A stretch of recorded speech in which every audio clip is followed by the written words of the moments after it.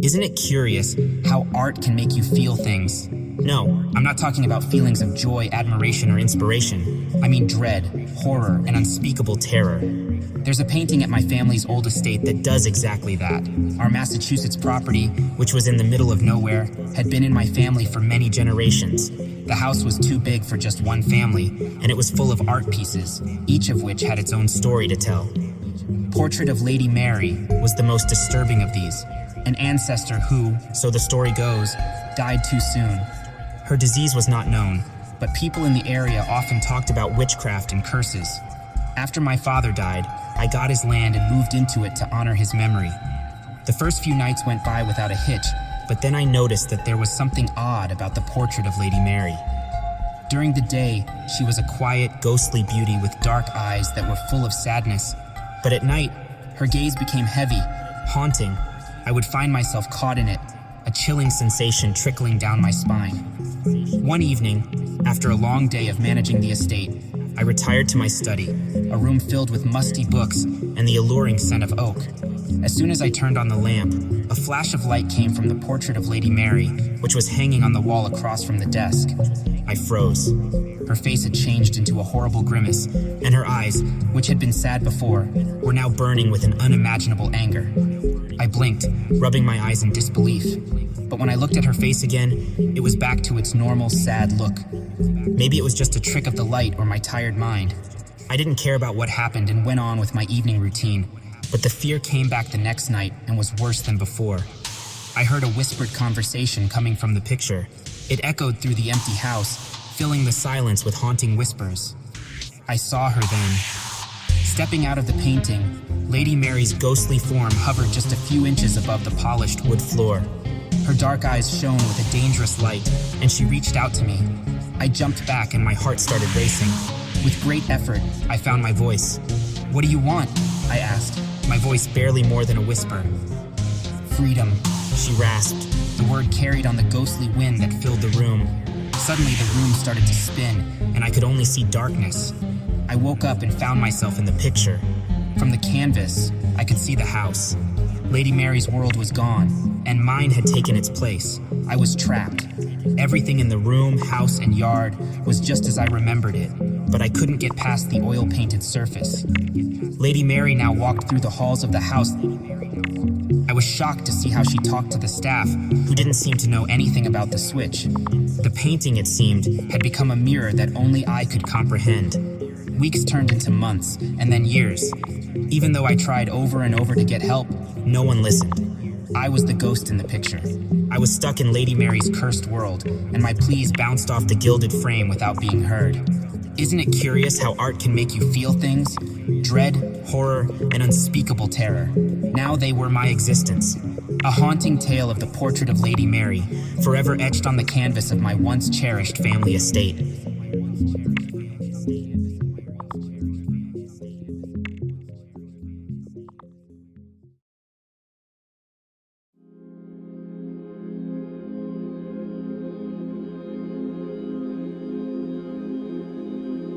When I heard about the Gallery of Final Moments for the first time, I thought it was just a story. As a pragmatic detective, I prided myself on my grounding in cold, hard facts, not ghost stories. There were reports that an art gallery had opened overnight in a downtown building that had been empty for a long time. They said that the show's pictures of people just before they died were the creepiest thing anyone had ever seen. Intrigued despite myself, and eager to debunk what I was certain was a morbid hoax, I ventured into the gallery one rainy afternoon. The outside didn't look like much, but there was a chill in the air and a quiet whisper in the wind that hinted at the creepy reputation of the gallery. Inside, the gallery was quiet and dark, with ceiling lights that flickered. The walls were covered with drawings that were very well done and showed different scenes. Some were peaceful and others were sad, but they were all deeply personal, and you could almost feel the sadness in them. As I went through the gallery, I saw that the reports were true. The portraits didn't just show people's deaths, they also showed times just before they died. A woman who didn't notice the car coming at her, a man reading a book next to a gas stove that was leaking, and a child reaching out to touch a poisonous snake. Each picture was a frozen moment of life in which the artist was happy and ignorant. I began to feel uncomfortable. As people moved from one picture to the next, their silent sobs and gasps made the gallery feel like it was alive. But I didn't believe it. The power of suggestion can be strong, and it was easy to get caught up in the mass panic in that place. As I kept looking around, I turned a corner and saw a picture of myself. As I looked into my own painted eyes, my heart was beating hard in my chest. The scene was so ordinary it was scary. I was in my office and looking at a case file while holding a cup of coffee. But what really scared me were the details. The date and time were today, a few hours from now, and there was a shadowy figure standing behind me with a knife that was glinting in a threatening way. I felt a cold wave of fear come over me. The whisper in the hall had turned into a scream, a silent announcement of my impending death. I left quickly because I couldn't get out of my mind the painting of my own death. Back at the office, every few minutes I would look over my shoulder, half expecting to see the shadowy figure from the picture. No one in the office seemed to notice that I was scared. When I looked at the clock, I saw that the time in the picture would be here in just a few minutes. My heart was racing, so I chose to break the pattern and beat my fate. I left my office and went across the street to the busy coffee shop. I let out a sigh of relief as I walked out into the fading light. I had avoided the fate that had been drawn for me, but as I turned to cross the street, a fast car came out of nowhere and hit me from behind. I stopped, like a deer caught in headlights. In that final moment, I understood the horrifying truth. The gallery didn't predict our deaths. It painted the choices leading to our end. We weren't victims of some malevolent supernatural force. We were victims of our own decisions, our own human nature. And as the car bore down on me, I realized my fatal error. In my quest to debunk the gallery of final moments, I had become its latest exhibit.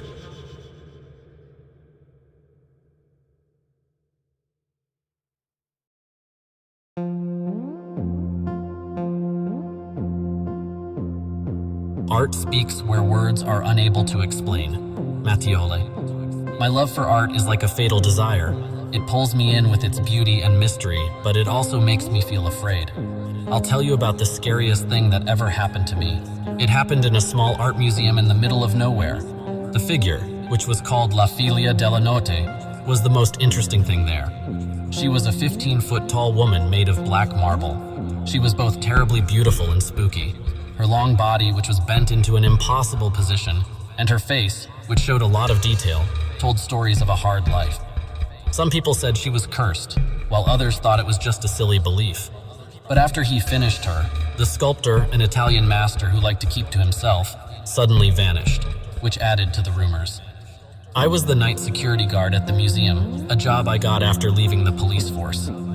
One night, as I walked through the dark hallways, the moonlight coming in through the ceilings made La Figlia's face look like it was dancing. It hit me then how real she looked. I stopped to look at her when my walkie-talkie started to crackle. The control room got a call that a CCTV camera had stopped working, the camera on the figure. As I turned to leave, I thought I felt a presence behind me, like a pair of eyes were staring into my back. I shivered and told myself it was because of all the scary movies I had watched the night before. As I tried to figure out what was wrong with the camera, I found myself looking over my shoulder more than once.